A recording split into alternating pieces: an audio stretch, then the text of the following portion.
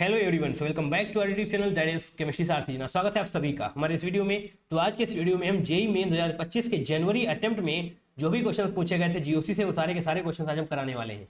General organic chemistry एक बहुत ही important chapter है, इससे काफी सारे क्वेश्चंस आपको देखने को मिल रहे होते हैं। यहाँ पर हमने यूपीएससी एंड आइसोमेरिज्म के भी क्वेश्चन को ऐड कर लिया है ना। तो जीओसी एक बहुत ही इंपॉर्टेंट चैप्टर है। यहाँ पर 23 क्वेश्चन पूछे गए हैं, आपको सारे के सारे क्वेश्चन प्रैक्टिस करने चाहिए। चलिए बिना किसी देरी के हम इस वीडियो को शुरू कर रहे होंगे। क्वेश्चन नंबर वन में क्या करना है आपको? आईयूपीएसी नेमिंग करनी है। अच्छा, आईयूपीएसी नेमिंग करनी है तो सबसे पहले आपको देखना है कि नंबरिंग कहां से शुरू करनी पड़ रही होगी आपको। तो यहाँ पर आपके पास COOH है, दैट मीन्स कार्बोक्सिलिक एसिड है ना। और जो आप यहाँ पर देख पा रहे होंगे COOCH3, that means methoxy carbonyl है ग्रुप आपके पास। तो नंबरिंग ऑब्वियस सी बात है यहीं शुरू होगी, यहाँ से तो और कहीं से तो होने वाली है नहीं, क्योंकि इसकी प्रायोरिटी से ज्यादा होती है। तो 1 2 और लॉन्गेस्ट चेन की तरफ जाना होगा आपको। तो इस तरफ आएंगे 1 2 3 4 5 एंड यहाँ पर आकर के आप 6 लिख रहे होंगे। दैट मीन्स आपको देखना होगा 6 कार्बन होने चाहिए, यानी कि हेक्स तो हर जगह है भाई साहब, हेक्स तो हर जगह है। चलिए इसको हटाइए फिर। तो 2 एंड 5, अच्छा पांचवें पर भी मिथाइल है। और यहाँ पर क्या है 6 पर क्या है? Methoxy carbonyl. अच्छा, तो मिथॉक्सी आप लिखेंगे, मिथॉक्सी कार्बोनिल, एंड यहाँ पर आप मिथाइल लिखते हैं। पहले देखते हैं अल्फाबेटिकल ऑर्डर में कौन पहले आएगा। जो पहले आएगा उसी को पहले लिख रहे होंगे। तो मिस तो इसमें भी सेम है, यहाँ पर भी सेम है। उसके बाद O और यहाँ पर Y, दैट मीन्स ये वाला पहले आ रहा होगा, है ना। तो 6 मिथॉक्सी कार्बोनिल होना चाहिए, 6 मिथॉक्सी कार्बोनिल होना चाहिए। 2,5 एक यहाँ पर मिथाइल है, एक यहाँ पर मिथाइल है, that means di methyl. 2,5 di methyl hexane 1 oic acid. 1 oic acid, क्योंकि यहाँ पर पहले वाले कार्बन पर आपका ओइक एसिड है। आप 1 ओइक एसिड लिखें या फिर उसको आप निगलेक्ट कर सकते हैं, आप इसको डायरेक्टली लिख देंगे अगर हेक्सेनोइक एसिड, तब भी आप समझ जाएंगे कि 1 ओइक एसिड ही एक होने वाला है। तो ऑप्शन नंबर 3 आपका बिल्कुल सही हो जाएगा। आई होप आप इन सारे क्वेश्चन को गलत नहीं करेंगे। आईयूपीएसी नेमिंग आपको आनी चाहिए, मैंने आपको करवा रखा है ना। Now second one is statement type question है। तो यहाँ पर आपको दिया गया है आइसोमेरिक कंपाउंड्स। अच्छा, यहाँ पर बताना है देन ये आइसोमर्स हैं कि नहीं। अच्छा, फंक्शनल आइसोमर्स हैं कि नहीं, पहले तो देखना होगा आपको। आइसोमर्स का मतलब वो क्या होता है? Same molecular formula but different structure, है ना। सेम मॉलिक्यूलर फार्मूला अगर है तो आपका फंक्शनल आइसोमर या फिर किसी भी प्रकार का आइसोमर शो किया जा रहा होगा, है ना। यहाँ पर देखिए कितने कार्बन है, 1 2 3 4 5 6 कार्बन है। यहाँ पर हाइड्रोजन कितने हो जाएंगे? देखिए 6 कार्बन है, सी लिखते हैं। 1 2 3 4 5 6, हाँ C6 हो जाएगा हाइड्रोजन। तो यहाँ पर 2 2 4 2 6 2 8 1 9 3 12 C6H12। कोई दिक्कत इसमें आपको नहीं, कोई भी दिक्कत आपको नहीं होनी चाहिए। 2 2 4 2 6 2 8 और 1 9 यहाँ पर, 3 यहाँ पर, 9 3 12। यहाँ पर कितने हो जाएंगे? 3 हाइड्रोजन यहाँ पर। पहले कार्बन देखते हैं, 1 2 3 4 5 6, 6 कार्बन है भैया। तो 6 आपको लिखना पड़ रहा होगा। हाइड्रोजन कितने हैं? 3 3 6 7 8 9 10 11 12, सही है ना। 3 2 6 3 2 5 6 7 8 9 10 11 12, यानी कि C6H12 यहाँ पर भी आपका है। एंड ऑब्वियसली बात है, आप देख पा रहे हैं डिफरेंट स्ट्रक्चर है इनके। तो यस, स्टेटमेंट 1 आपका बिल्कुल सही हो रहा है, क्योंकि ये जनाब आपके आइसोमर्स है। स्टेटमेंट सेकंड क्या है? अच्छा, ये तो आपका हो गया 1 डिग्री एमीन, ये हो गया आपका 1 डिग्री एमीन, एंड ये हो जाएगा आपका 2 डिग्री एमीन। एंड आप सभी को पता ही होना चाहिए कि 1 degree amine, 2 degree amine, 3 degree amine आपके फंक्शनल आइसोमर्स होते हैं। That means both statements are true. Option number 2 आपका बिल्कुल सही हो रहा होगा। अब 1 डिग्री एमीन 2 डिग्री एमीन आपको नहीं पता तो मैं बता देता हूँ। अगर नाइट्रोजन से सिर्फ और सिर्फ एक कार्बन जुड़ा हुआ है तो फिर 1 डिग्री एमीन, जैसे कि यहाँ पर आप देख पा रहे हैं इस कार्बन से सिर्फ और सिर्फ एक ही कार्बन जुड़ा हुआ है, तो ये हो जाएगा आपका 1 डिग्री एमीन। बट इस नाइट्रोजन से आप देख पा रहे हैं एक कार्बन ये रहा, एक कार्बन ये रहा। अगर नाइट्रोजन से 2 कार्बन जुड़े हुए हैं तो हो जाएगा आपका 2 डिग्री एमीन, और अगर नाइट्रोजन से 3 कार्बन जुड़े हुए होते तो हो जाएगा आपका 3 डिग्री एमीन। अरे हाँ, है ना, यस। तो स्टेटमेंट सेकंड आपका बिल्कुल सॉरी, दोनों स्टेटमेंट सही है, तो ऑप्शन नंबर सेकंड आपका बिल्कुल सही हो जाएगा। नाउ क्वेश्चन नंबर 3 क्या है? Purification method based on the following physical transformation. अच्छा, सॉलिड को आप हीट कर रहे हैं तो वेपर में जा रहा है, सॉलिड से डायरेक्टली वेपर में जा रहा है, दैट मीन्स सब्लिमेशन। अरे हाँ, है ना, कुछ और हो सकता है क्या? नहीं। और यहाँ पर कूल करेंगे तो solid, yes. And purification method क्या है? सब्लिमेशन। देखिए प्यूरिफिकेशन के बारे में मैंने आपको ऑलरेडी समझा रखा है ना। प्यूरिफिकेशन वाला वीडियो आप देखिए, आपको बहुत बेनिफिट हो रहा होगा। लास्ट में आपको वो प्रोवाइड कर दी जाएगी वीडियो की लिंक, है ना। तो हाँ, यहाँ पर आप डिस्टिलेशन, एक्सट्रैक्शन एंड क्रिस्टलाइजेशन गलत क्यों हो रहे होंगे ये भी आप समझ लीजिए। डिस्टिलेशन का आप यूज कहाँ पर करते हैं? जहाँ पर आपको लिक्विड्स को सेपरेट करना होता है, मतलब 2 लिक्विड्स हैं वो आपस में मिले हुए हैं, बट उनके बीच का डिफरेंस ज़्यादा है, बॉइलिंग पॉइंट का डिफरेंस इन बॉइलिंग पॉइंट्स अगर है तो आप डिस्टिलेशन मेथड का यूज करके उनको अलग कर रहे होते हैं। एक्सट्रैक्शन का यूज आप कहाँ पर करते हैं? जब आपको उन कंपाउंड्स को सेपरेट करना होता है जहाँ पर सॉल्वेंट की सॉल्युबिलिटी डिफरेंसेस होते हैं, मतलब यहाँ पर तो बॉइलिंग पॉइंट में डिफरेंस है, वहाँ पर सॉल्वेंट की सॉल्युबिलिटी में डिफरेंस हो रहा होगा, ठीक है, तब आप एक्सट्रैक्शन का यूज कर रहे होते हैं। क्रिस्टलाइजेशन का यूज कहाँ पर करते हैं? जब आपको सॉलिड्स अलग करने होते हैं लिक्विड्स में, बाई परफॉर्मिंग क्रिस्टल्स, मतलब कोई लिक्विड है आपके पास, उसको जो आप क्रिस्टल्स के फॉर्म में लाना चाहेंगे तो एक कंपाउंड क्रिस्टल में कन्वर्ट हो रहा होगा एंड दूसरा वैसे ही पड़ा रहेगा, तो आप क्रिस्टलाइजेशन मेथड के थ्रू उसको अलग कर रहे होते हैं, बट उसका यहाँ पर ऐसा कुछ यूज है नहीं। सॉइल से आप वेपर में जा रहे हैं, दैट मीन्स सॉल्यूशन ही आपको करवाना पड़ रहा होगा। ठीक है, all good, yes. Now question number 4, this is very very important, statement type question ये भी है। स्टेटमेंट 1 क्या है आपका, in partition chromatography stationary phase is thin film of liquid present in the inner support, ये बात आपकी बिल्कुल सही है, स्टेटमेंट 1 आपका बिल्कुल सही हो जाएगा। सेकंड स्टेटमेंट क्या है, in paper chromatography the material of paper acts as stationary phase, नहीं, मटेरियल ऑफ पेपर एक्ट नहीं करता है, वाटर जो उसमें प्रेजेंट होता है वो एक्ट कर रहा होता है, तो आपका ये स्टेटमेंट गलत हो जाएगा। एंड ये बात मैंने आपको ऑलरेडी 1.5 साल पहले ही बता दी थी, है ना। ये देखिए यहाँ पर पार्टीशन क्रोमेटोग्राफी मैंने आपको प्यूरिफिकेशन वाली वीडियो में समझाया हुआ है ना। देखिए यहाँ पर क्या लाइन लिखी हुई है, paper chromatography is partition chromatography in this special quality paper known as chromatography paper is used, है ना। और यहाँ पर देखिए chromatography paper contains water trapped in it which acts as stationary phase, जो वाटर उसमें ट्रैप होता है वो स्टेशनरी फेज की तरह एक्ट कर रहा होता है, ना कि मटेरियल ऑफ पेपर। इसलिए जनाब ये स्टेटमेंट आपका गलत हो जाएगा। बताइए, अगर आपने ये पढ़ रखा था तो आप यहाँ पर +4 हासिल कर सकते थे या नहीं? बिल्कुल हासिल कर सकते थे। ऑप्शन नंबर 1 को आप टिक करके आगे बढ़ रहे होंगे। ठीक है, ये बात गलत है, बट सही क्या होगी ये भी आपको पता होना चाहिए। Now question number 5 statement type question है, तो स्टेटमेंट 1 क्या है आपके पास, Dumas method is used for estimation of nitrogen in an organic compound, तो ये बात आपकी बिल्कुल सही है। ड्यूमास मेथड का यूज आप कर रहे होते हैं एस्टिमेशन ऑफ नाइट्रोजन के लिए। ठीक है, second one is Dumas method involves the formation of ammonium sulphate by heating the organic compound with concentrated H2SO4, तो जनाब ये वाली बात गलत हो जाएगी। क्यों? क्योंकि ये जो भी आपको लिखा हुआ है ड्यूमास मेथड नहीं, जेल्डॉल्स मेथड में आप इसका यूज कर रहे होते हैं, जेल्डॉल्स मेथड में आप इसका यूज कर रहे होते हैं। ठीक है, और ड्यूमास मेथड में क्या होता है, ड्यूमास मेथड में आप CuO that is copper oxide का यूज करते हैं in presence of CO2, atmospheric CO2। ठीक है, तो जाकर के आपको N2 गैस इवॉल्व होती हुई नजर आ रही होती है, बट यहाँ पर जो भी लिखा हुआ है वो जेल्डॉल्स मेथड के बारे में लिखा हुआ है, तो जनाब वाली बात गलत हो जाएगी। स्टेटमेंट 1 आपका बिल्कुल सही है, सेकेंड वन इज फॉल्स, तो स्टेटमेंट 1 सॉरी ऑप्शन नंबर 1 आपका बिल्कुल सही हो रहा होगा। अरे हाँ है ना। ठीक है, ड्यूमास मेथड जेल्डॉल्स मेथड भी आपको बताया गया है प्रैक्टिकल ऑर्गेनिक केमिस्ट्री वाली वीडियो में, जाकर के आप देख सकते हैं। फिलहाल के लिए यहाँ पर आइए क्वेश्चन नंबर 6, यहाँ पर आपके पास कुछ स्ट्रक्चर्स हैं, उनका IUPAC नेम आपको करना है। अच्छा जी, कर सकते हैं, बिल्कुल कर सकते हैं यार, क्या दिक्कत है इसमें, है ना। तो जो आसान है उससे करें, इसको आप ओपन करके लिखेंगे, पहले तो यहाँ से करते हैं। देखिए डबल बॉन्ड है तो यहाँ से नंबरिंग होगी 1 2 3 4 एंड 5, आप चाहे ऊपर जाए चाहे नीचे जाए, एट द एंड बात एक ही है। तो 4 मिथाइल पेंट 1 इन, है ना, 4 मिथाइल पेंट 1 इन, 4 मिथाइल पेंट 1 इन, तो ऑप्शन नंबर 1 आपका यहाँ पर हो जाएगा। डी का फर्स्ट होना चाहिए, डी का फर्स्ट होना चाहिए, तो option number second and third तो बाहर हो जाएंगे। अरे हाँ है ना, डी का फर्स्ट हो जाएगा, सी का फोर्थ हो जाएगा। मैं इसके बाद सी की नंबरिंग करता क्योंकि वही आसान था। तो डी का फर्स्ट, सी का फोर्थ हो जाएगा। ए और बी में से अब आपको कुछ एक देखना है तो इसको देख लेते हैं ए को, है ना। तो C2H5 यानी कि यहाँ पर C2H5 यानी कि इसको आप ओपन करके लिख दें, ओपन करके लिख दें, दैट मीन्स CH2, एक सेकेंड इसको ऐसे करते हैं, CH2 CH3, ऐसे कर सकते हो बिल्कुल। ये एट द एंड क्या लिखा हुआ है, C2H5, है ना। ऐसा मैंने क्यों किया, क्योंकि आपको यहाँ पर ओपन होता हुआ नजर आए, क्योंकि अगर आपने यहाँ नंबरिंग यहाँ शुरू करी 1 2 3 तो तीसरे पर मिथाइल आ रहा होगा। अगर आपने नंबरिंग यहाँ शुरू करी तो भी तीसरे पर ही मिथाइल, सॉरी तीसरे पर मिथाइल नहीं, तीसरे पर इथाइल आ रहा होगा। देखिए C2H5 तीसरे पर क्या आएगा, इथाइल।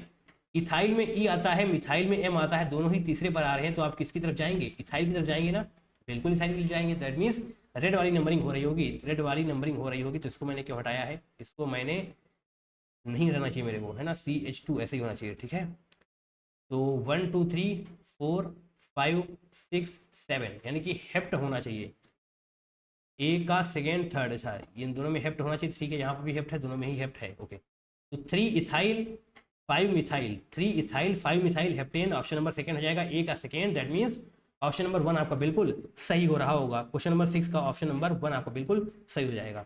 तो ये वाली नंबरिंग आप ओपन करके देख सकते हैं, इसका नंबर जो भी आएगा वो यहाँ पर जाएगा 4 डाई मिथाइल हेप्टेन। ठीक है, 4 डाई मिथाइल हेप्टेन इसका सही आंसर हो रहा होगा, तो ऑप्शन नंबर 1 आपका बिल्कुल सही हो चुका है। नाउ क्वेश्चन नंबर 7 की तरफ आते हैं। The most stable carbocation from the following is, अच्छा मोस्ट स्टेबल कार्बोकेटायन, देखिए यहाँ पर खास बात ये है कि इतना पोर्शन आपको सही में सेम ही मिलने वाला है, ये पोर्शन आपको सही में सेम ही मिलने वाला है, इतना सा, है ना, मिल रहा है सेम, यस। बाकी के डिफरेंसेस कहाँ पर आ रहे हैं, यहाँ पर तो कोई भी ग्रुप जुड़ा नहीं हुआ है पहले में, दूसरे में OMe ग्रुप जुड़ा हुआ है, यहाँ पर भी OMe ग्रुप जुड़ा हुआ है, बट फर्क क्या है, यहाँ पर पैरा पोर्शन पर है, यहाँ पर ऑर्थो एंड मेटा पोजिशन पर, यहाँ पर मेटा पोजिशन, यहाँ पर पैरा पोजिशन, यहाँ पर पैरा पोजिशन पर ही आपका CH3 जुड़ा हुआ है। तो आपको पता होना चाहिए कि कौन कौन सा इफेक्ट लग रहा होता है। तो यहाँ पर कोई भी इफेक्ट नहीं लगेगा क्योंकि कोई भी ग्रुप नहीं जुड़ा हुआ है। और यहाँ पर क्या है, OMe। अच्छा, OMe क्या शो करता है, देखिए M, H और I ये ऑर्डर होता है। अगर कहीं पर आपका H लग रहा है, M भी लग रहा है, तो फिर M वाला डोमिनेट कर रहा होगा। ठीक है, डोमिनेटिंग का ऑर्डर ये होता है, चाहे वो प्लस हो या फिर वो माइनस हो। ठीक है, ये बात आप GOC वाले रिवीजन वीडियो में आई होप पढ़ चुके होंगे। ठीक है, अब आपको पता होना चाहिए किस प्रकार का इफेक्ट शो करने वाला। तो जो OMe ग्रुप होता है वो आपका प्लस M इफेक्ट भी शो करता है, माइनस I इफेक्ट भी शो करता है। बट खास बात ये है कि आपको ये पता होना चाहिए जो आपका M इफेक्ट होता है वो मेटा पोजिशन पर वर्क नहीं कर रहा होता है। M इफेक्ट मेटा पोजिशन पर वर्क नहीं करता है। दैट मीन्स यहाँ पर मेटा पोजिशन है ना, ये ऑर्थो हो जाएगी, ये मेटा हो जाएगी, ये पैरा हो जाएगी, ये मेटा, ये ऑर्थो। तो मेटा पोजिशन पर आपको OMe ग्रुप जुड़ा हुआ है, दैट मीन्स OCH3 ग्रुप जुड़ा हुआ है। तो यहाँ पर माइनस I इफेक्ट लग रहा होगा, ना कि प्लस M, क्योंकि यहाँ पर M इफेक्ट काम नहीं करता है बट यहाँ पर करता है। पैरा पोजिशन पर M इफेक्ट काम कर रहा होगा तो M इफेक्ट यहाँ पर वर्क कर रहा होगा, प्लस M इफेक्ट डोमिनेट करेगा तो यही वाला काम करेगा। ठीक है, CH3 क्या करेगा, ये जनाब प्लस H इफेक्ट शो करने वाला है, प्लस M प्लस I वगैरह नहीं, ये आपका प्लस H इफेक्ट शो कर रहा होगा। ये मैंने आपको ऑर्डर बता दिया है। अब ये रेड वाला मार्क हटाया जा रहा है ना, ध्यान से देखिएगा, आप कोई भी गलती नहीं होनी चाहिए। कार्बोकैटायन की स्टेबिलिटी कब ज़्यादा होगी, जब इस रिंग पर निगेटिव चार्ज दिया जा रहा होगा। यहाँ पर अगर निगेटिव चार्ज दिया जा रहा है दैट मीन्स इसकी स्टेबिलिटी बढ़ रही होगी। तो जो आपको ये पता होना चाहिए, जो ये प्लस होते हैं ना, प्लस वाले, प्लस M प्लस H या फिर प्लस I, ये जो भी होते हैं वो क्या होते हैं, इलेक्ट्रॉन डोनेटिंग होते हैं, यानी कि इलेक्ट्रॉन्स को डोनेट कर रहे होते हैं। इलेक्ट्रॉन डोनेटिंग है, इलेक्ट्रॉन को डोनेट कर रहे हैं, यानी कि इलेक्ट्रॉन को डोनेट कर रहे हैं, दैट मीन्स इसकी स्टेबिलिटी बढ़ती चली जाएगी क्योंकि प्लस है, निगेटिव आने की वजह से स्टेबल हो रहा होगा। तो कौन ज़्यादा डोमिनेट करेगा, ये वाला ज़्यादा डोमिनेट कर रहा होगा, दैट मीन्स इसकी स्टेबिलिटी से ज़्यादा होगी क्योंकि प्लस M इफेक्ट डोमिनेट कर रहा होता है और यहाँ पर प्लस M इफेक्ट ही लग रहा है।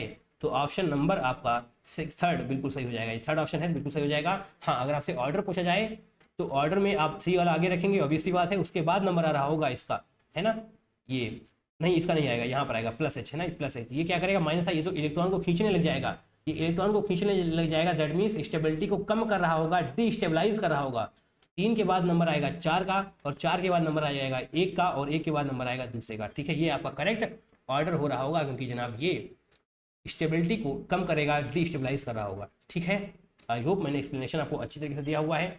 नाउ क्वेश्चन नंबर 8 ध्यान से देखिएगा, और यहाँ पर थोड़ा सा जो गलतियाँ हैं वो मैंने सही कर देता हूँ। यहाँ पर जो गलतियाँ हैं क्या हैं, यहाँ पर आपका प्लस है ना, प्लस CH2 सभी में है, प्लस CH2 सभी में है, आपको ये नज़र आना चाहिए भाई साहब। ठीक है, और which of carbocation from the following is most stable. ठीक है, नाइट्रोजन के पास लोन पेयर्स हैं, नाइट्रोजन के पास लोन पेयर्स हैं, फ्लोरीन के पास भी लोन पेयर्स हैं, नाइट्रोजन के पास जनाब आपके लोन पेयर्स हैं। ठीक है, अब आप ध्यान से देखिएगा कंजुगेशन कहाँ पर किस प्रकार से वर्क कर रहा है, आपको पता होना चाहिए। एक्सटेंडेड कंजुगेशन की स्टेबिलिटी ज़्यादा होती है in comparison to cross conjugation. ठीक है, ये बातें आई होप आपको पता होंगी, मैंने ऑलरेडी सब कुछ पढ़ा दिया है। ठीक है, तो प्लस सिंगल डबल है ना, कुछ कुछ तो है। देखिए ये वाला सभी में है ना, ये मानता हूँ मैं स्टेबिलिटी वाला है बात, बट सभी में है, सभी में है, तो इससे कुछ फर्क पड़ेगा नहीं आपका, है ना, इससे कुछ फर्क आपका पड़ेगा नहीं। तो फर्क पड़ेगा किससे, यहाँ पर जो आपके एटम्स हैं जो बीच में डिफरेंसेस बढ़ रहे हैं उसकी वजह से। लोन पेयर है, यहाँ पर माइनस I इफेक्ट शो करेगा, बिल्कुल करेगा, बट कुछ खास मजा आएगा नहीं क्योंकि यहाँ पर दूरी काफ़ी ज़्यादा बढ़ चुकी है, दूरी काफ़ी ज़्यादा बढ़ चुकी है। आपको ढूंढना है मोस्ट स्टेबल, है ना, तो ये मोस्ट स्टेबल तो नहीं होगा क्योंकि इसकी दूरी काफ़ी ज़्यादा बढ़ चुकी है। बट जैसे ही आप दूसरे वाले को देखेंगे जैसे ही आप दूसरे वाले को देखेंगे, यहाँ पर आप पाएंगे कि यहाँ पर आपका है एक्सटेंडेड कंजुगेशन। ऐसा है कंजुगेशन, एक्सटेंडेड कंजुगेशन है आपका। अच्छा, और दूसरे वाले में भी, तीसरे वाले में भी आपका एक्सटेंडेड कंजुगेशन ही है, और तीसरे वाले, चौथे वाले में आपका क्रॉस कंजुगेशन है। कैसे है मैं आपको अभी एक्सप्लेन करता हूँ, थोड़ा सा यहाँ पर ऐसे रुक जाएं।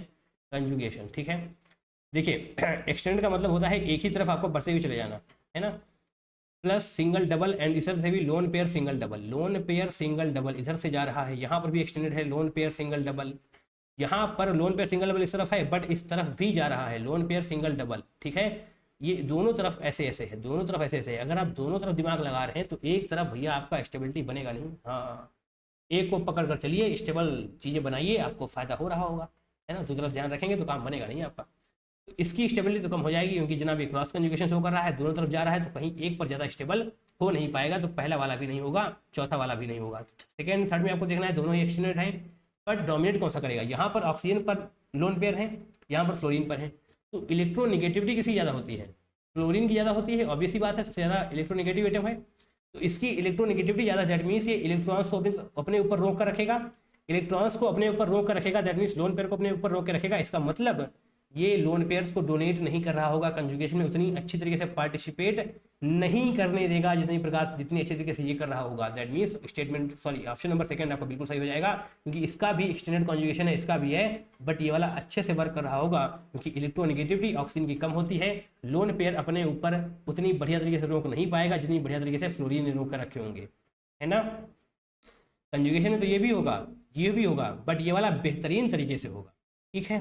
तो आपका statement sorry option number second सही हो जाएगा। बट हाँ, अगर आप ऑर्डर पता करना चाहते हैं तो देखिए पहला तो सेकेंड हो जाएगा, दूसरे के बाद थर्ड नंबर आने वाला है, उसके बाद थर्ड नंबर आने वाला है ना, एंड उसके बाद आप फोर्थ का नंबर ही लिख रहे होंगे, लास्ट में आप 1 भी लिख सकते हैं, तो ये आपका ऑर्डर हो जाएगा। बट इसकी कोई खास जरूरत है नहीं, आपसे ये सिर्फ और सिर्फ मोस्ट स्टेबल पूछा गया था, है ना। समझ में आना चाहिए आपको, बहुत इंपॉर्टेंट चीज़ें हैं, आप छोड़ करने की गलती बिल्कुल भी ना करें। Now question number 9, identify correct statement और स्टेटमेंट्स ABCD, यानी कि 5 में से आपको देखना है कौन सा करेक्ट है। ओके, तो OCH3 and NHCOCH3 are activating group. पहले तो आप ये समझिए एक्टिवेटिंग एंड डीएक्टिवेटिंग क्या होता है। जो आपके एक्टिवेटिंग ग्रुप्स होंगे GROUPS वो कैसे होंगे, ortho and para directing, and जो डीएक्टिवेटिंग ग्रुप्स होंगे आपके, जो भी डीएक्टिवेटिंग ग्रुप्स होने वाले हैं वो होंगे मेटा डायरेक्टिंग, ठीक है, कोई दिक्कत नहीं। OCH3 and NHCOCH3 are activating group, बिल्कुल सही बात है आपका, ये दोनों आपके एक्टिवेटिंग ग्रुप्स होते हैं। इसको मैं दूसरे पेन से करता हूँ, है ना, प्रकार से कैसे देखिए समझने का प्रयास करिए। यहाँ पर ऑक्सीजन है, यहाँ पर नाइट्रोजन है, दोनों के पास ही लोन पेयर्स होते हैं, है ना, लोन पेयर ऑफ इलेक्ट्रॉन्स होते हैं, और वो lone pair of electrons donate किए जा सकते हैं बेंजीन को वाया रेजोनेंस। समझ पा रहे हैं बात को, वाया रेजोनेंस के थ्रू आप बेंजीन रिंग को ये डोनेट कर सकते हैं, जिस प्रकार से आप देख पा रहे होंगे। लोन पेयर सिंगल डबल ऐसे होता है, हाँ, that means lone pairs nitrogen के भी एंड ऑक्सीजन के भी आप बेंजीन रिंग को डोनेट कर सकते हैं via resonance, that is plus M effect, और इसकी वजह से इलेक्ट्रॉन डेंसिटी बढ़ रही होती है बेंजीन पर इलेक्ट्रॉन डेंसिटी बढ़ेगी, दैट मीन्स बेंजीन रिंग आपकी एक्टिवेट हो रही होती है, ठीक है। ये आपको एक्सप्लेनेशन हो गया, बाकी आपको ये पता होना चाहिए, ये दोनों ही आपके एक्टिवेटिंग ग्रुप होते हैं। स्टेटमेंट सेकेंड क्या है, CN and OH are meta directing. देखिए CN मेटा डायरेक्टिंग होता है, बट OH आपका मेटा डायरेक्टिंग नहीं होता है, क्योंकि OH जो होता है आपका स्ट्रॉन्ग एक्टिवेटिंग ग्रुप होता है। मैंने अभी भी कहा जो भी एक्टिवेटिंग ग्रुप होंगे वो ऑर्थो एंड पैरा डायरेक्टिंग होने वाले हैं। जो आपका OH है वो ऑर्थो एंड पैरा डायरेक्टिंग होगा, ना कि मेटा डायरेक्टिंग। तो आपका ये स्टेटमेंट भी गलत हो जाएगा। हालांकि अगर सिर्फ और सिर्फ साइनाइड होता तो ये वाला स्टेटमेंट आपका बिल्कुल सही हो रहा होता, बट OH की वजह से ये वाला स्टेटमेंट गलत हो जाएगा, क्योंकि OH आपका स्ट्रॉन्ग एक्टिवेटिंग ग्रुप है और ये आने वाले इलेक्ट्रोफाइल्स को ऑर्थो एंड पैरा पोर्शन की तरफ ले जा रहा होगा, ठीक है। स्टेटमेंट क्या है, CN and SO3H are meta directing. तो यहाँ पर CN तो सही बात है, मेटा डायरेक्टिंग है, SO3H भी आपका यहाँ पर मेटा डायरेक्टिंग की तरह बिहेव कर रहा होगा, क्योंकि दोनों ही ग्रुप, चाहे वो साइनाइड हो, CN हो या फिर SO3H हो, दोनों ही इलेक्ट्रॉन विड्रॉइंग ग्रुप की तरह बिहेव कर रहे होते हैं, यानी कि इलेक्ट्रॉन को खींच रहे होंगे बेंजीन रिंग से, -M effect and -I effect को शो कर रहे होंगे, दैट मीन्स रिंग को डीएक्टिवेट कर देने वाले हैं, ठीक है। डीएक्टिवेट कर देंगे तो फिर जो भी इलेक्ट्रोफाइल आपको आगे आने वाला होगा वो मेटा पोजीशन पर जाकर के जुड़ रहा होगा। आप समझते हैं ना मेटा वगैरह क्या होता है। ये रही आपकी बेंजीन, यहाँ पर कोई ग्रुप जुड़ा हुआ है तो ये हो गया आपका आर्थो पोजीशन, ये हो गया मेटा, ये पैरा, ये मेटा एंड ये ऑर्थो।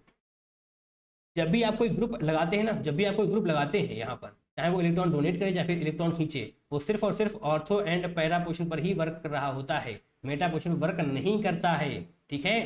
ये बातें अगर आपको समझ में नहीं आ रही है, इसका मतलब आपने GOC वाले रिवीजन वीडियो को नहीं देखा है, देखिए, ठीक है। तो स्टेटमेंट C आपका यहाँ पर सही हो रहा होगा, ठीक है, क्योंकि दोनों ही आपके मेटा डायरेक्टिंग ग्रुप की तरह बिहेव करने वाले हैं। एक्टिवेटिंग ग्रुप्स एक्ट एज, अच्छा ये तो मैंने आपको ऑलरेडी बता दिया है भैया।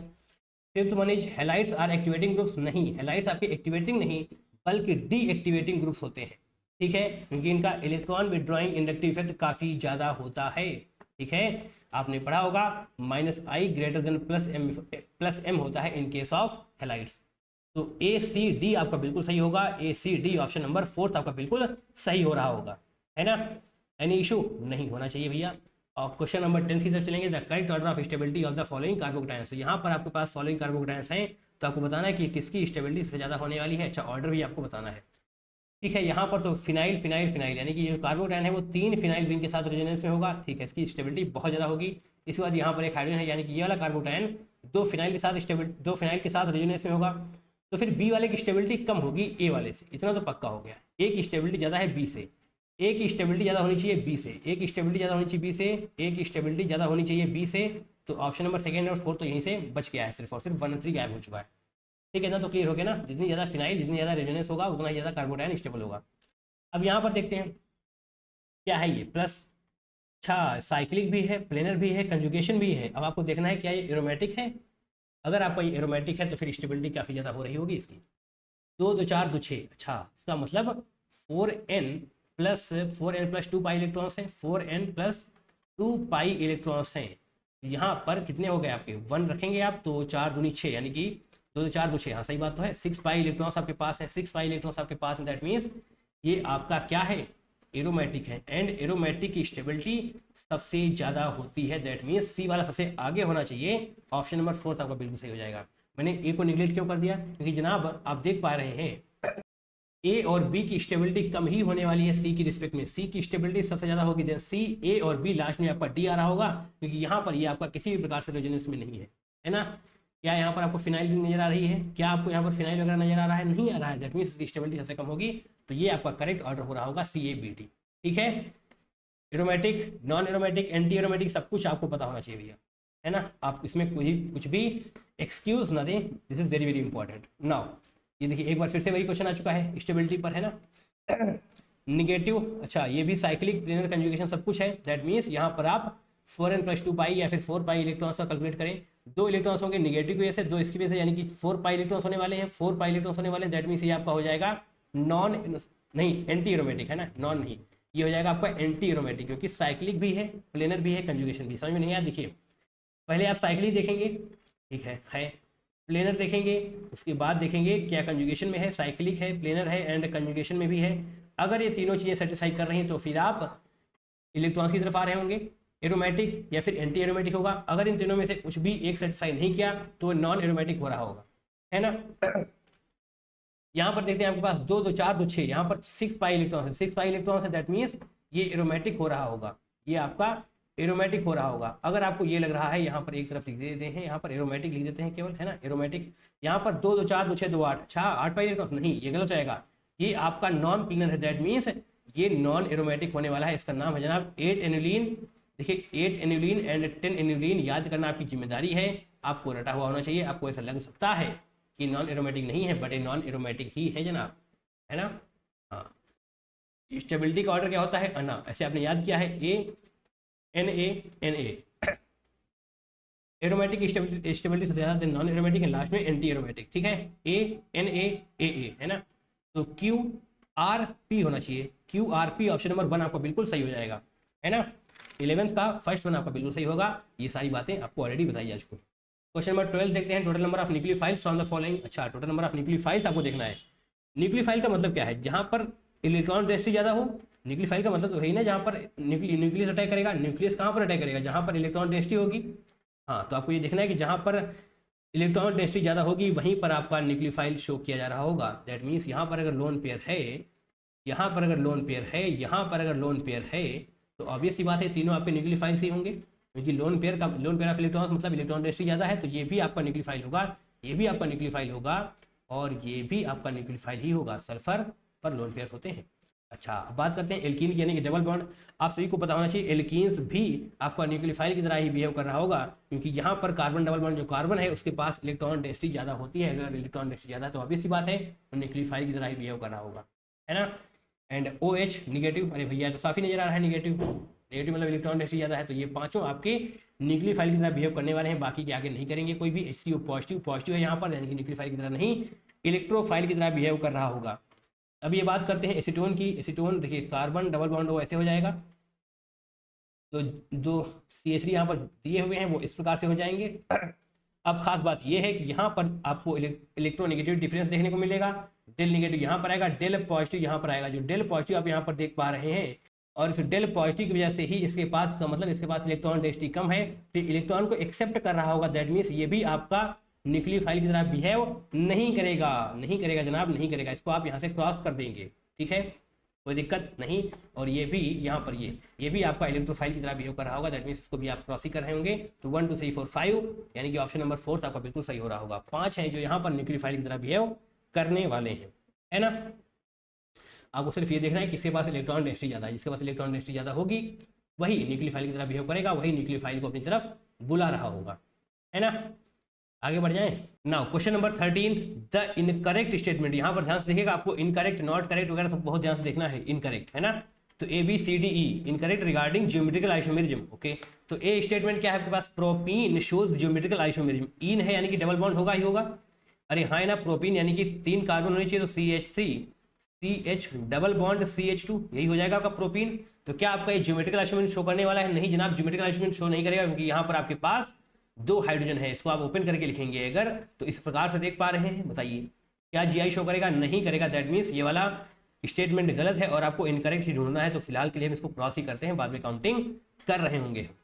Second one is trans isomer has identical atoms groups on the opposite side of the double bond. बिल्कुल सही बात है, जो ट्रांस आइसोमर होते हैं वो आइडेंटिकल एटम्स या ग्रुप्स को ही अपोजिट साइड पर रख रहे होते हैं। जैसे कि डबल बॉन्ड ये है, सिस का मतलब होता है ऐसे ऐसे, है ना, एक ही साइड पे है जो भी है, और ट्रांस का मतलब हो जाता है ऐसे, इस प्रकार से अपोजिट साइड्स। सही बात है, ये आपका ट्रांस है, ये आपका सिस है। तो जनाब ये वाली बात बिल्कुल सही है ना। इसका मतलब हमारे आंसर में ये काउंट नहीं होगी। अगर आपको ये दोनों बातें भी पता थी तो ए वाला आंसर में होना चाहिए, ए वाला आंसर में होना चाहिए, बी नहीं होना चाहिए। अच्छा, अभी भी आगे देखना पड़ेगा भाई साहब, है ना। हाँ, cis 2-butene has higher dipole moment than trans 2-butene। अच्छा, ऐसी बात है क्या? चलिए देखते हैं। ब्यूट-2-ene यानी कि 4 कार्बन होने चाहिए आपके पास, तो 4 कार्बन होने चाहिए, डबल बॉन्ड ऐसे कर देंगे, ये हो गई आपकी cis 2-butene, एक सेकेंड, और ये हो जाएगा आपका trans 2-butene। कोई दिक्कत है इसमें? trans but-2-ene। देखिए अगर दिक्कत है ना तो चलिए नंबरिंग कर देते हैं, 1 2 3 4, यही तो करेंगे। आप क्या कर रहे हैं, 4 कार्बन है, दैट मीन्स ब्यूट हो जाएगा। सिस है यानी कि एक ही तरफ है दोनों ग्रुप, दैट मीन्स सिस ब्यूट, और दूसरे कार्बन पर डबल बॉन्ड यानी कि ब्यूट-2-ene, और इसमें जब आप करेंगे तो यहाँ पर आपको आएगा ट्रांस ब्यूट-2-ene। ठीक है, क्या कहा गया है? Has higher dipole moment than trans ब्यूट-2-ene। अच्छा, ऐसा है क्या? डाइपोल मोमेंट तो जनाब इसी का ज्यादा होने वाला है। ऐसा क्यों होगा? क्योंकि यहाँ पर एक दूसरे को कैंसिल आउट कर रहे होंगे, बट यहाँ पर एक दूसरे को कैंसिल आउट नहीं किया जा रहा होगा। आपको ये बात ध्यान रखनी है जनाब, ठीक है। तो मतलब ये वाली लाइन सही है, सी वाला सही है। अगर सी है तो गलत, अच्छा सी भी नहीं है। ओहो, देखिए अगर आपको ऐसा लग रहा है ना कि बी और सी नहीं, तो आपको बी सी पढ़ने की जरूरत भी नहीं थी एग्जाम हॉल में बैठकर, अगर आप पहले पर कॉन्फिडेंट थे तो। ठीक है, फिलहाल हम यहाँ पर पढ़ रहे हैं तो अच्छे से पढ़ेंगे।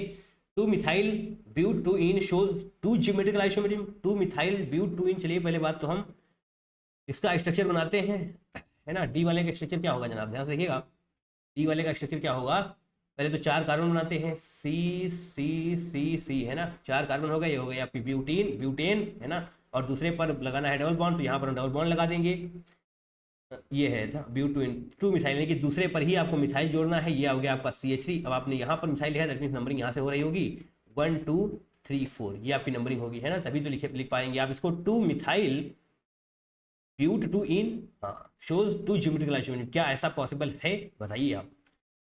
नहीं जनाब, ऐसा बिल्कुल भी किसी भी केस में पॉसिबल नहीं होने वाला, क्योंकि आप देख पा रहे हैं कि ये GI ही शो नहीं करेगा, GI ही नहीं शो करेगा जनाब। यहाँ पर ये क्यों नहीं करेगा? इसको आप देखिए, ये डबल बॉन्ड है यहाँ पर, ये डबल बॉन्ड है यहाँ पर। ओके, तो ध्यान से देखिएगा, यहाँ पर हम HB सही तरीके से बना लेते हैं, है ना। HB सही तरीके से बना लिए जाएंगे। इस कार्बन के पास कोई हाइड्रोजन नहीं होगा, चारों बॉन्ड बन चुके हैं। इसके पास सिर्फ और सिर्फ एक हाइड्रोजन होगा। अरे हाँ है ना, इसके पास एक हाइड्रोजन होगा। समस्या की बात यह है कि यहाँ पर भी CH3 आपको नजर आएगा। CH3 मिथाइल दोनों हो चुके हैं ना। अगर एक ही कार्बन पर 2 सेम ग्रुप हैं, दैट मीन्स GI शो नहीं करेगा, जिस प्रकार से यहाँ पर नहीं कर रहा था, क्योंकि इसके पास दोनों हाइड्रोजन थे।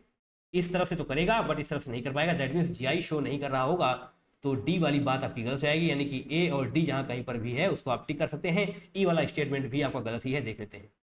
Trans isomer has lower melting point than cis isomer. नहीं जनाब, ऐसा नहीं होता है। ट्रांस आइसोमर का मेल्टिंग पॉइंट ज्यादा होता है। तो जनाब ये दोनों ही चीजें इसके लिए सही हैं। ये वाला ऑर्डर यहाँ के लिए भी सही है और यहाँ के लिए भी सही है। ठीक है, ये बात मैंने आपको आई होप आइसोमेरिज्म वाले वीडियो में बहुत ही अच्छे समझा रखा है कि कहाँ पर dipole moment, melting point, boiling point, cis and trans के केस में आपको बहुत ही बेहतरीन तरीके से समझाया गया है ना। तो ये वाली बात भी गलत हो जाएगी। A-D-E आपका बिल्कुल सही हो रहा होगा। ओके, मतलब इनकरेक्ट है ना, तो ऑप्शन नंबर सेकेंड आपका सही हो जाएगा। अच्छा खासा टाइम दिया जा चुका है इस पर। स्टेटमेंट टाइप क्वेश्चन पर फोकस करिए, फंसाने की ताकत आपको रखते हैं ये। Question number 14, how many different stereo isomers are possible for the given molecule. ओहो, देखिए जनाब, देखिए ये मैंने आपको आइसोमेरिज्म वाले वीडियो में बता रखा है, calculation of stereo isomers. Stereo isomers की कैलकुलेशन आप कैसे करते हैं? अगर आपका मॉलिक्यूल अनसिमेट्रिकल है, जो कि यहाँ पर है, आपका मॉलिक्यूल अनसिमेट्रिकल है, उस पर्टिकुलर केस में आपको क्या करना पड़ेगा? Total SI, total stereo isomers is equal to the power N. N क्या है यहाँ पर? Number of chiral centers plus stereogenic area. Stereogenic area क्या क्या होने वाला है यहाँ पर? ये हो जाएगा आपका स्टीरियोजेनिक एरिया, क्योंकि यहाँ पर आपको डबल बॉन्ड देखने को मिल रहा है और दोनों तरफ से यहाँ पर जीआई भी शो किया जा रहा होगा। ठीक है, दैट मीन्स ये आपका एक स्टीरियोजेनिक एरिया हो जाएगा। और कायरल कार्बन ये होने वाला है, क्योंकि इससे इस कार्बन से चारों डिफरेंट ग्रुप जुड़े हुए हैं, ऊपर हाइड्रोजन, नीचे OH, इधर मिथाइल, इधर कुछ और ही है। ठीक है, दैट मीन्स एक स्टीरियोजेनिक एरिया आपका ये हो गया। तो 2 टू द पावर n के बजाय आप यहाँ पर 2 टू द पावर 2 करेंगे तो इसका आंसर 4 आ रहा होगा। दैट मीन्स ऑप्शन नंबर 3 आपका बिल्कुल सही हो जाएगा। ठीक है, इसमें कंफ्यूज बिल्कुल ना हो जनाब, फोर्स को समझकर यहाँ पर ऑप्शन नंबर 4 मत टिक कर देना यार, है ना। बहुत दुख होगा उसके बाद जब देखेंगे आप आकर के घर में। ठीक है, ये बात मैंने आपको ऑलरेडी बता रखी है। अगर आपका मॉलिक्यूल अनसिमेट्रिक है तो आप इस पर्टिकुलर फॉर्मूले का यूज कर रहे होंगे, आपको आपका आंसर मिलता हुआ नजर आ रहा होगा। ठीक है, चलिए आगे बढ़ते हैं। क्वेश्चन नंबर 15 की बात कर रहे होंगे, ये थोड़ा सा अच्छा क्वेश्चन है। Propane molecule on chlorination under photochemical condition gives 2 dichloro products that is X and Y। अच्छा, यहाँ पर डाइक्लोरो प्रोडक्ट्स मिल रहे हैं। अगर आपने प्रोपेन मॉलिक्यूल का क्लोरिनेशन किया तो प्रोपेन क्या होता है? 3 कार्बन होते हैं, तो हम सिंपल सा लिखते हैं CH, CH2, CH3, है ना। ये हो गया आपके क्या? Propane molecule. तीन कार्बन दैट मींस प्रोपेन, और सभी सिंगल बॉन्ड है इसलिए एन यहाँ पर लिखा हुआ है। इसका आप क्लोरिनेशन करवाएंगे, Cl2 के साथ रिएक्शन करवाएंगे तो आपको क्या क्या बताया गया है? क्या मिल रहा है आपको?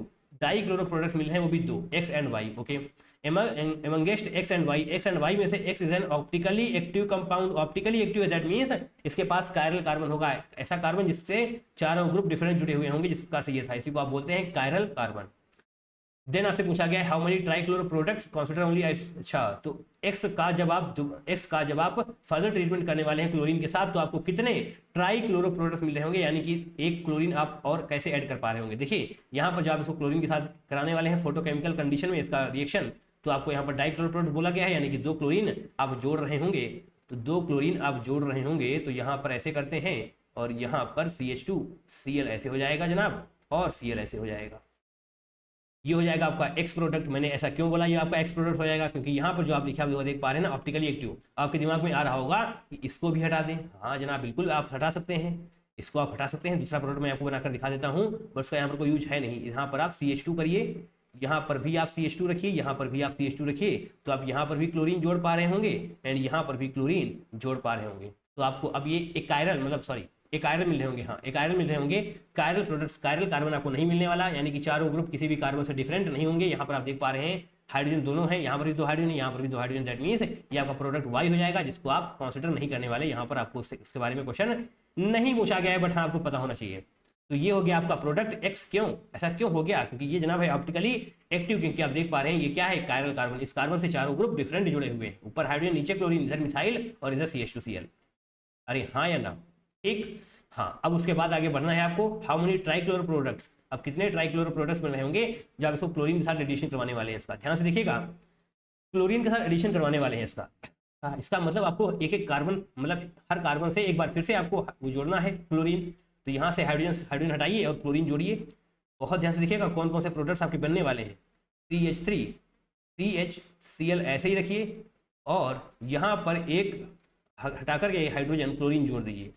इतना तो पहले से ही था भाई साहब, है इतना तो पहले से ही था। यहाँ से आपने एक हाइड्रोजन हटा के क्लोरीन जोड़ दिया, तो आपका ये प्रोडक्ट हो गया एक।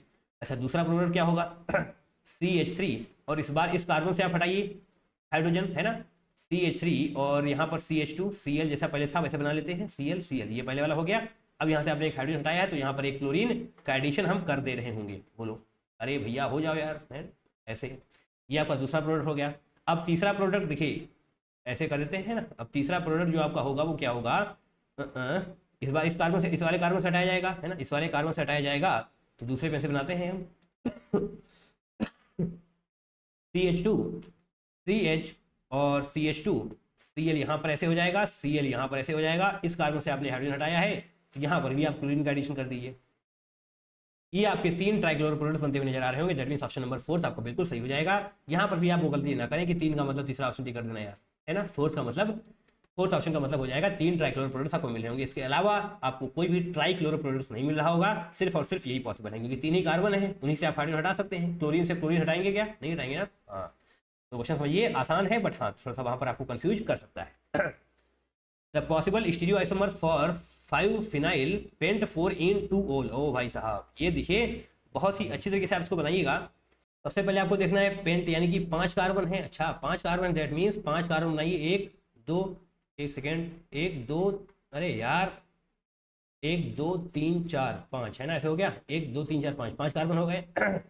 5 फिनाइल यानी कि 5वें कार्बन पर आपको फिनाइल रिंग जोड़ देनी है। दैट मीन्स आप ऐसे करिए, यहाँ पर आप फिनाइल रिंग जोड़ दीजिए। फिनाइल पीएच लिख देते हैं, है ना, फिनाइल पीएच। ओके, अब क्या करना है, 5 फिनाइल पेंट 4 इन, 1 2 3 4, चौथे कार्बन पर आपको डबल बॉन्ड जोड़ देना है। ये हो गया आपका 4 इन 2 ओल, यानी कि दूसरे कार्बन पर आपको OH ग्रुप जोड़ देना है भाई साहब। ठीक है, आपने OH ग्रुप जोड़ दिया है। अब आपको पता करना है possible number of stereo isomers. वैसा ही क्वेश्चन है जैसा कि आपका क्वेश्चन नंबर 14 था। यहाँ पर भी आपको देखने को मिल रहा होगा कि अनसिमेट्रिकल मॉलिक्यूल आपका है ना, अनसिमेट्रिकल मॉलिक्यूल है। तो आप यहाँ पर चेक करिए कि स्टीरियोजेनिक एरिया कितने हैं। एक तो आपका ये हो गया, क्योंकि ये कैसा है बताइए, कैसा है, ये कायरल कार्बन है। यहाँ पर एक हाइड्रोजन है, एक OH ग्रुप है, यहाँ पर मिथाइल है, यहाँ पर कुछ और ही ग्रुप है। दैट मीन्स ये आपका कायरल कार्बन हो जाएगा। तो उसके बाद आप यहाँ पर आएंगे डबल बॉन्ड, आपका यहाँ डबल बॉन्ड भी देख पा रहे होंगे आप। यहाँ पर भी एक स्टीरियोजेनिक एरिया हो जाएगा। That means 2 to the power n के बजाय अब यहाँ पर आप 2 टू द पावर 2 लिखिए। यहाँ पर भी आपका आंसर 4 आ रहा होगा, तो आपको यहाँ पर 4 लिखना होगा। इंटीजर टाइप क्वेश्चन था ये। अरे हाँ है ना, ठीक है। एनी इशू बोलो, चलिए आगे बढ़े भैया। चलिए क्वेश्चन नंबर 17 देख लेते हैं। The steam volatile compounds among the following. दिखे स्टीम वोलेटाइल कंपाउंड्स वो होंगे जहां पर इंट्रा मॉलिक्यूलर हाइड्रोजन बॉन्डिंग होती हुई तुम्हें नजर आ रही होगी। जहां कहीं पर भी intra, I repeat intra, inter नहीं, जहां कहीं पर भी इंट्रा मॉलिक्यूलर हाइड्रोजन बॉन्डिंग होगी वो स्टीम वोलेटाइल होने वाले हैं। H हाइड्रोजन बॉन्डिंग किसके साथ होती है, फोन के साथ। अरे हाँ है ना, फोन के साथ। दैट मीन्स हाइड्रोजन अगर फ्लोरीन के साथ बॉन्ड बना रहा है, ऑक्सीजन के साथ बॉन्ड बना रहा है, नाइट्रोजन के साथ बॉन्ड बना रहा है, किसी में से किसी भी इन तीनों में से किसी के साथ भी बॉन्ड बना रहा है, दैट मीन्स वहां पर हाइड्रोजन बॉन्डिंग हो रही होगी। और अगर वो इंट्रामोलिकुलर है, दैट मीन्स वहां पर स्टीम वोलेटाइल वो आपका कंपाउंड होने वाला है। देखिए यहाँ पर आपको इंट्रामोलिकुलर हाइड्रोजन बॉन्डिंग देखने को नजर आ रही होगी। दैट मीन्स ये आपका स्टीम वोलेटाइल है। यहाँ पर जनाब नहीं नजर आएगी, क्योंकि ये तो पैरा पोजीशन पर है। यहाँ पर भी नजर नहीं आएगी, ये भी आपका पैरा पोजीशन है। बट यहाँ पर एक बार फिर से आपको नजर आ रही होगी क्या, intramolecular hydrogen bonding. That means A and B, A and B कोई ऑप्शन है क्या, हाँ बिल्कुल है। ऑप्शन नंबर 4 आपका बिल्कुल सही हो जाएगा। इंट्रामोलिकुलर, आपको कॉन्सेप्ट ये याद रखना है कि स्टीम वोलेटाइल कंपाउंड्स वो होंगे जिनमें इंट्रामोलिकुलर हाइड्रोजन बॉन्डिंग शो करी जा रही होगी। ऑलराइट, चलिए आगे बढ़ते हैं। क्वेश्चन नंबर 18 को देख लेते हैं भाई साहब, है ना। 18 क्वेश्चन क्या है, statement 1 statement 2, statement type question है। पहला क्या है statement, nitrogen sulphur halogen and phosphorus present in organic compound are detected by Lassaigne's test. ऐसा होता है क्या, बताओ, होता है नहीं होता है। सेकेंड पढ़ते हैं, the element present in the compound are converted from covalent form into ionic form by fusing the compound with magnesium in Lassaigne's test. ऐसा होता है क्या। देखिए एग्जैक्ट क्वेश्चन मैंने आपको पहले पढ़ा रखा है, ये देखिए ये स्लाइड है आपका। इस वीडियो को नाम है POC यानी कि प्रैक्टिकल ऑर्गेनिक केमिस्ट्री। आपको लास्ट में हम लिंक प्रोवाइड कर देंगे, जाकर के देख लीजिएगा, है ना। देखिए लेसेंस टेस्ट किस किस के लिए होता है, for sulphur phosphorus nitrogen and halogen. Sulphur phosphorus nitrogen and halogen, sulphur phosphorus nitrogen and halogen, आपको एग्जैक्ट बता रखा है हमने, डिटेक्टेड बाय लेसेंस टेस्ट। देखिए यहाँ पर क्या लिखा हुआ है बताइए, दिखाई पड़ रहा है, हाँ दिखाई तो पड़ ही रहा होगा। इसका मतलब स्टेटमेंट 1 आपका बिल्कुल बिल्कुल जनाब बिल्कुल सही है। अगर आपको दिमाग में ऐसा आया है कैसा कि ये मैंने पहले क्वेश्चन पढ़ा उसके बाद मैंने ये वीडियो बना दिया, तो जनाब आप बिल्कुल गलत है। क्योंकि ये वीडियो मैंने ये वीडियो मैंने 2024 में अपलोड कर दिया था। आई होप मई 2024 होगा। बट ये वीडियो ये वाला क्वेश्चन आपसे पूछा गया है जनवरी 2025 में। का मतलब ये क्वेश्चन पूछे जाने से पहले ही मैंने ये वीडियो अपलोड कर दिया था। आपने नहीं देखा है तो आपकी समस्या है, जाकर के देखिए। दूसरा स्टेटमेंट क्या है, elements present in the compound are converted from covalent form into ionic form. बिल्कुल सही बात है, बट यहाँ पर समस्या आ गई, मैग्नीशियम का नहीं सोडियम का यूज करना हो रहा होता है आपको। मैग्नीशियम नहीं जनाब, सोडियम, इन्हें सोडियम का यूज करना पड़ रहा होता है आपको, ठीक है। दैट मीन्स सोडियम, देखिए सोडियम, हाँ तो मैग्नीशियम नहीं सोडियम होना चाहिए था। ये बात आपकी गलत हो जाएगी। Statement 1 is true, second is false. Okay, तो ऑप्शन नंबर 4 आपका बिल्कुल सही हो रहा होगा। अगर ये क्वेश्चन आपको नहीं आता है तो दिक्कत है ना। ऐसे क्वेश्चन पूछे जाते हैं, आपको भी करना पड़ेगा, है ना। नाउ क्वेश्चन नंबर 19 स्टेटमेंट 1, एक बार फिर से लेसेंस टेस्ट आपके सामने है। The covalent organic molecules are transformed into ionic compound. बिल्कुल सही बात है भाई साहब, स्टेटमेंट 1 आपका बिल्कुल सही है। मैंने अभी भी तो आपसे कहा ये वाली बात भी यहाँ तक तो बिल्कुल सही थी, यहाँ तक जैसे ही मैग्नीशियम की बात आई वहां पर गलत हो गई। हाँ तो इसका मतलब स्टेटमेंट 1 तो आपका बिल्कुल सही है। अच्छा सेकेंड क्या है, the sodium fusion extract of N organic compound having nitrogen and sulphur gives Prussian blue colour with FeSO4 and Na4 FeCN6। ऐसा है क्या। ये बात आपको कुछ कुछ सही मिल सकती है, आपको ऐसा लग सकता है कि हाँ ये बात सही है। देखिए प्रूशियन ब्लू कलर मैंने भी आपको यहाँ पर बता रखा है, हाँ प्रूशियन ब्लू कलर का फॉर्मेशन होता है। बट जो यहाँ पर आपको आगे ये बताया गया ना FeSO4 की वजह से, नहीं जनाब ऐसा नहीं होता है कि आप कहीं यहाँ पर कहीं पर भी FeSO4 दिखाई दे रहा है, बताओ दे रहा है, नहीं दे रहा है ना, दैट मीन्स स्टेटमेंट सेकंड आपका गलत हो जाएगा और कहाँ सही हो जाएगा, statement first, sorry option number 1 आपका बिल्कुल सही होगा। बट यहाँ पर देखिए रिएक्शन कैसी होती है वो मैं आपको थोड़ा सा एक्सप्लेन कर देता हूँ। FeCN6 है ना, तो यहाँ पर देखिए जो होता है प्रूशियन ब्लू कलर, ये रहा Fe4 FeCN6 और बाहर थ्राइस, इसी को आप बोलते हैं, ये होता है प्रूशियन ब्लू कलर का, ठीक है। इसका फॉर्मेशन कैसे हो रहा होगा आप यहाँ पर देख सकते हैं, ठीक है। आपको FeSO4 का कहीं पर भी यूज देखने को नहीं मिल रहा होगा, ठीक है। हटा दें इसको, आगे बढ़ाएं। यस, स्टेटमेंट 1 आपका सही है, सेकंड गलत है, तो इन वीडियो को देखिए भैया, है ना, अब देख ही लेना। क्वेश्चन नंबर 20 इन केरियस मेथड, देखिए केरियस मेथड, ड्यूमास मेथड या कोई और मेथड है वो भी आपको इसी वीडियो में बताया गया है। हाँ बस देखते जाओ तुम, इधर आ जाना अब। फॉर एस्टिमेशन ऑफ हेलोजेंस, हाँ halogens 180 gram of N organic compound produce 143.5 mg of AgCl, the percentage composition of chlorine. तो आपसे क्लोरीन का परसेंटेज कंपोजिशन पूछा गया है। देखिए क्लोरीन का पूछा जा सकता है, ब्रोमीन का पूछा जा सकता है, फर्क बस इतना है जब आपका ब्रोमीन का पूछा जाएगा तो यहाँ पर AgCl नहीं AgBr का फॉर्मेशन हो रहा होगा। कोई दिक्कत इसमें, कोई भी दिक्कत नहीं है। आपको इस क्वेश्चन को सॉल्व करने के लिए सिंपल सा सीधा सा एक फॉर्मूला याद रखना है, ये वाला फॉर्मूला, ठीक है। ये फॉर्मूला आपको याद रखना है। अगर यहाँ पर क्लोरीन के बजाय ब्रोमीन होगा तो आप परसेंटेज ऑफ ब्रोमीन यहाँ पर कर देंगे और यहाँ पर AgCl के बजाय AgBr कर रहे होंगे, बस। इसके अलावा आपको कुछ भी इधर उधर दिमाग नहीं लगाना है, सिंपल सीधा सा फॉर्मूला है, आप आसानी से इसको क्रैक कर देंगे। आपसे पूछा गया है परसेंटेज ऑफ क्लोरीन, तो यहाँ पर हम परसेंटेज ऑफ क्लोरीन लिखेंगे भाई साहब, है ना। और एटॉमिक वेट ऑफ क्लोरीन लिखा है, देखिए एटॉमिक मास ऑफ क्लोरीन कितना 35.5 है ना। एंड मास फाउंड AgCl का मास कितना है, देखिए यहाँ पर कितना है 143.5, तो 35.5 आपका ये हो गया mass of atomic weight of chlorine, into आप करेंगे मॉलिक्यूलर मास ऑफ AgCl। तो देखिए mg में है, mg में नीचे भी आने वाला है, क्यों, क्योंकि यहाँ पर आप ये देख पा रहे हैं 180 mg ऑर्गेनिक कंपाउंड, जिसको आप mg का mg में ही रखिए, कैंसिल आउट हो जाएगा नीचे, है ना। अगर दिक्कत है तो भैया आप ग्राम में कन्वर्ट कर लो, दोनों जगह करना पड़ेगा आपको, दोनों जगह कैंसिल आउट कर देंगे आप। डिवाइड में क्या लिखना है आपको, मास ऑफ ऑर्गेनिक कंपाउंड, देखिए मास ऑफ ऑर्गेनिक कंपाउंड कितना है 180 ग्राम, सॉरी 180 मिलीग्राम। mg से mg ये कैंसिल आउट हो जाएगा, यहाँ पर आप mg लिखिए, यहाँ पर लिखिए, कैंसिल आउट हो जाएगा, ठीक है। लास्ट क्या है मॉलिक्यूलर मास ऑफ AgCl का मॉलिक्यूलर मास क्या हो जाएगा, देखिए Ag का ये है, Cl का ये है 35 8 43, यानी कि ये तो यहाँ पर लिखा जा चुका है ना, तो यहाँ पर कुछ और होगा ना, मास फॉर्म्ड, अच्छा मास फॉर्म्ड AgCl, अच्छा सेम ही है, ओके ओके ओके, आसानी से कैंसिल आउट हो जाए इसलिए दिया गया है आपको। अच्छा ऐसा है क्या, जी हाँ। परसेंटेज के लिए आपको into 100 करना पड़ रहा होगा, अब आसानी से आप इसको सॉल्व कर सकते हैं। यहाँ से ऐसे कैंसिल आउट करिए और यहाँ से ऐसे हो जाएगा, है ना, 2 जीरो यहाँ से ऐसे गायब हो जाएंगे। अब इसको सॉल्व कर सकते हैं क्या, 18 दूनी 36, 360 होता अगर तो 20 आ रहा होता, 360 है नहीं, तो यानी कि 19.74 के समथिंग आ रहा होगा कुछ, तो यहाँ पर आप 20% आपका करेक्ट आंसर हो रहा होगा, ठीक है। अप्रॉक्सीमेशन थोड़ा बहुत ले सकते हैं आप। देखिए अब 5 छोटा है एक्चुअल में, तो 18 डिवाइड बाई 5 कितना होगा बताइए, 0.3 के समथिंग आ रहा होगा, इसलिए मैंने 19.7 बोल दिया था, है ना। ये थोड़ा थोड़ा आपको अप्रॉक्सीमेशन देना चाहिए, तभी तो आप कर पाएंगे जल्दी से। हाँ 19.7 आएगा और 20% आपका सही आंसर हो रहा होगा। Now question number 21, during sulphur estimation 160 mg of N organic compound gives 466 mg of barium sulphate, that is BaSO4, the percentage of sulphur in the given compound. तो आपसे गिवन कंपाउंड में सल्फर का wait, sulphur का percentage पूछा गया है, ठीक है। तो परसेंटेज ऑफ सल्फर के लिए आप क्या कर रहे होंगे, weight of sulphur divide by weight of compound, ये सारी बातें आपको ऑलरेडी बता दी गई हैं, है ना। तो परसेंटेज ऑफ सल्फर के लिए आप कर रहे होंगे weight of sulphur divide by weight of compound into 100, ठीक है। चलिए यहाँ पर हम इतना लिखते हैं, परसेंटेज ऑफ सल्फर के लिए आप कर रहे होंगे, चलिए अभी जो करेंगे वो दिखाते हैं हम। वेट ऑफ सल्फर आपको निकालना पड़ेगा, उसके लिए आपको इस तरीके से थ्रू जाना पड़ रहा होगा। 233 ग्राम BaSO4 में 32 ग्राम सल्फर होता है, कैसे होता है बताते हैं आपको। जब आप BaSO4 का मॉलिक्यूलर वेट निकालने वाले हैं, निकालिए 233 आने वाला है, ठीक है। BaSO4 यानी कि बेरियम का 137, सल्फर का 32, ऑक्सीजन का 16 होता है, 4 है तो इसको आप 64 कर रहे होंगे, 16 चौके 64, इसको जब आप सॉल्व करेंगे तो 233 आने वाला है ना।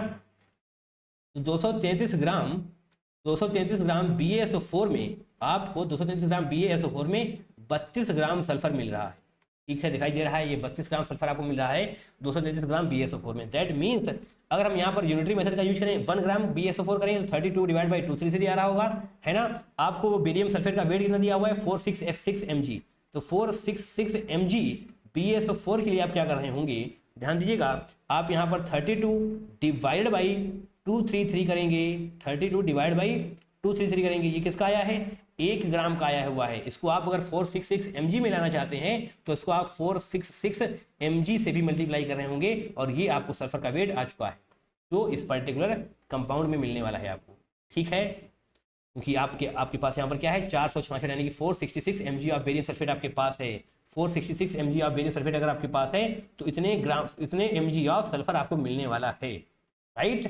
एनी इशू नहीं। तो इसका पूरा वेट आप यहाँ पर लिखें परसेंटेज, देखिए इसका पूरा वेट लिखेंगे परसेंटेज सल्फर के केस में क्या है, percentage of sulphur, weight of sulphur divide by weight of compound. तो वेट ऑफ सल्फर कितना है आपके पास 32 डिवाइड बाई 233 इंटू 466, ये आ चुका है आपके पास वेट ऑफ सल्फर, है ना। इसको आप आसानी से कैलकुलेट भी सॉल्व भी कर सकते हैं। चलिए हम यहाँ पर पूरा लिखने के बजाय यहीं पर सॉल्व कर देते हैं। 2 से से जाएगा 466 आएगा 2, यानी कि यहाँ पर 64 आने वाला है। 64 mg ऑफ सल्फर आपको मिल रहा होगा, है। यहाँ पर 64 लिखिए। वेट ऑफ कंपाउंड कितना है 160 mg, 160 mg ये भी mg में है और ये भी mg में है, कैंसिल आउट हो जाएगा। परसेंटेज के लिए 100 से मल्टीप्लाई कर रहे होंगे, देखिए परसेंटेज के लिए 100 से मल्टीप्लाई करिए और 0 से 0 जाएगा, 16 चौके 64 यानी कि 40% आपका करेक्ट आंसर हो रहा होगा। तो यहाँ पर आप 40 लिख पा रहे होंगे। सिंपल सा फॉर्मूला है, एक बार पढ़िए और बार बार आपको नंबर मिल रहे होंगे। आगे भी कई सारे क्वेश्चंस में इसका यूज आपको देखने को मिल रहा होगा। ओके, आगे बढ़िए। एक बार फिर से आपको सामने केरियस मेथड का क्वेश्चन है। हाँ, वहाँ पर क्या था क्लोरीन, यहाँ पर ब्रोमीन है। तो इस बार आप परसेंटेज ऑफ ब्रोमीन का आंसर निकाल रहे होंगे, ठीक है। परसेंटेज ऑफ ब्रोमीन निकालिए। अभी तक आपको ये याद भी हो जाना चाहिए क्या करना पड़ रहा था आपको परसेंटेज ऑफ ब्रोमीन के लिए। देख लीजिए एक बार, वहाँ पर क्लोरीन था, यहाँ पर ब्रोमीन है। एटॉमिक मास ऑफ क्लोरीन के बजाय ब्रोमीन लिखना होगा। मास फाउंड बाई AgCl नहीं, अब AgBr हो रहा होगा, ठीक है। ब्रोमीन का कितना होता है 80, तो आप 80 लिखिए। कितना मास है AgBr का, देखिए सिल्वर ब्रोमाइड का 0.15 डिवाइड बाई ऑर्गेनिक कंपाउंड का वेट कितना है 0.25 इनटू आप कर रहे थे, क्या कर रहे थे AgBr का मॉलिक्यूलर वेट। AgBr का मॉलिक्यूलर वेट देखिए, मॉलिक्यूलर मास ऑफ AgCl यानी कि AgBr, यहाँ पर AgBr की बात हो रही है। अच्छा, कहाँ है AgBr, अच्छा मॉलिक्यूलर वेट दिया 108, 80 कितना हो जाएगा 188, है ना। 188 हो जाएगा, आसानी से कैलकुलेट करिए। बट उससे पहले यहाँ पर 100 भी लगाइए क्योंकि आपको परसेंटेज बताना है जनाब। हाँ, यहाँ पर 2 डिजिट की और पॉइंट है, यहाँ पर भी दोनों को आप ऐसे उड़ा सकते हैं। 5 से कैंसिल आउट करिए, 5 से 5 यहाँ पर आएगा, 3 यहाँ पर आएगा। अच्छा, ऐसा हो जाएगा हाँ, हो तो जाएगा। 5 से यहाँ पर करेंगे तो आपको यहाँ पर 16 नजर आ रहा होगा, ठीक है। यहाँ पर 100 को ऐसे ही रखिए क्योंकि आसानी रहेगी हमको सॉल्व करने में। 188 4 से जाएगा क्या, बिल्कुल 4 से चला जाएगा जनाब, 4 से चला जाएगा तो जाना चाहिए। 4 चौको 16, 4 चौको 16, 4 सत्ते 28, 47 यहाँ पर आ जाएगा। 47 को हम 48 मान लें, बताइए मान लें क्या, कोई दिक्कत इसमें नहीं। 4 से यहाँ पर क्या आ जाएगा 12। अब बहुत अप्रॉक्सीमेशन मत कर देना, 47 को आप 50 मत मान लीजिएगा, थोड़ा बहुत रखिएगा, ध्यान भी रखिएगा। यहाँ पर नीचे की जो वैल्यू होगी वो एक्चुअल से थोड़ी सी ज़्यादा करी है आपने, ठीक है। जो इसकी पूरी एक्चुअल वैल्यू आएगी वो थोड़ी सी कम आ रही होगी, ठीक है। हाँ, तो 300 ऊपर हो जाएगा। 300 डिवाइड बाई 1200 आप 12 कर रहे होंगे आप, 12 दूनी 24, 12 पंजे 60 यानी कि 25। अच्छा, 10 टू द पावर -1 ये लिखा हुआ है, 10 टू द पावर -1 भी लिखा हुआ है। दैट मीन्स 25.5 यहाँ पर आ रहा होगा, तो 2.255 आप कर रहे होंगे। 255 आपका करेक्ट आंसर हो रहा होगा। एग्जैक्ट सॉल्व करके देख लीजिएगा। बाकी प्रोसेस मेथड आपको मैंने बता ही दिया है, आप ऐसे ही सॉल्व करें, आपको फायदा हो रहा होगा, ठीक है। एनी इशू या फिर दिक्कत है तो फिर आप इसको अप्रॉक्सीमेट ना लीजिए, 47 रखिए, आप थोड़ा सा सॉल्व कर लीजिएगा। टाइम होगा आपके पास, इतनी भी जल्दी वहाँ पर करने की जरूरत नहीं है। क्वेश्चन आ रहा है तो आपको +4 ही लेकर आना है ना। Now this is the last question, और यहाँ पर भी आपको सल्फर का एस्टिमेशन हो रहा है। 0.25 gram of an pure organic compound give this barium sulphate. देखिए बार फिर से बेरियम सल्फेट भाई साहब, है ना। परसेंटेज ऑफ सल्फर के लिए देखिए बार फिर से कर देते हैं। 233 ग्राम BaSO4 में आपके पास 32 ग्राम सल्फर है, 32 ग्राम सल्फर है। तो 0.40 ग्राम बेरियम सल्फेट में 0.40 ग्राम BaSO4 में कितना सल्फर होगा आपके पास 32 डिवाइडेड बाई 233। ये जो आया है वो 1 ग्राम का आया है, बट पता करना है 0.40 का, तो 0.40 से आप मल्टीप्लाई कर रहे होंगे, ये आपका सल्फर हो चुका है। इतने ग्राम सल्फर आपका जनाब ये आ चुका है, ठीक है। सल्फर का वेट, परसेंटेज ऑफ सल्फर आपको निकालना था। अब तो यूज हो चुके होंगे ना आप इन सब चीज़ों से, 2-3 बार कर चुके हैं आप, है ना। परसेंटेज ऑफ सल्फर क्या आएगा वेट ऑफ सल्फर कितना है 32 डिवाइड बाई 233 इंटू 0.40, ये हो गया आपका weight of sulphur divide by weight of organic compound. ये दिया हुआ है 0.20 परसेंटेज के लिए आप इंटू 100 कर रहे होंगे, ठीक है। आप इसको सॉल्व करिए, ये ऐसे जाएगा, ऊपर 2 बचने वाला है ना, ऊपर 2 बचने वाला है। और इसको सॉल्व करिएगा कितना आएगा, एक बार फिर से हम इसको 233 को 232 मान लें, चलिए मान लेते हैं। 4 से जाएगा 8 से जाएगा नहीं, 8 3 24, 8 दूनी 16, हाँ 8 से जाएगा, 8 चौको 32, 8 दूनी 16, 8 9 72, है ना। सही किया मैंने, बिल्कुल सही किया है।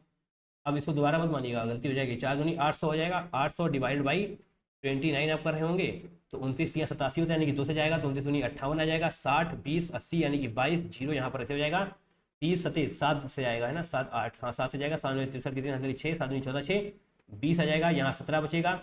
ठीक है, अब आप देख सकते हैं थोड़ा सा पॉइंट लगाएंगे, जीरो बढ़ेगा, 30 3 6 18 है ना, 6 से जाएगा नहीं, 6 से जाएगा नहीं, 5 से जाएगा, दैट मीन्स इतना जाएगा, दैट मीन्स अच्छा यहाँ पर 10 to the power -1 भी है, 10 to the power -1 भी, दैट मीन्स 27.5 को आप क्या लिख सकते हैं 275 इंटू 10 to the power -1 है ना, ये आप लिख सकते हैं, दैट मीन्स 275 आपका करेक्ट आंसर हो रहा होगा, तो आप 275 आप यहाँ पर एज इट इज लिख रहे होंगे, ये आपका करेक्ट आंसर हो जाएगा। ठीक है, देखिए एक क्वेश्चन ये रहा, एक क्वेश्चन ये रहा, दूसरा क्वेश्चन ये, तीसरा ये, चौथा, पांचवा, 5 क्वेश्चन आपसे पूछे गए हैं डायरेक्टली इस एक पर्टिकुलर वीडियो से। वो वीडियो कहाँ है, ये जनाब रहा वो वीडियो आपका, इस वीडियो को देखना जरूर है, आप यहाँ पर देख सकते हैं सारे इंपॉर्टेंट टेस्ट आपको बताए गए हैं, सारे मेथड्स आपको बताए गए हैं। इस वीडियो को देखे बिना आप एग्जाम में जाइएगा भी मत, आपको इसकी लिंक हम कमेंट सेक्शन में दे देंगे।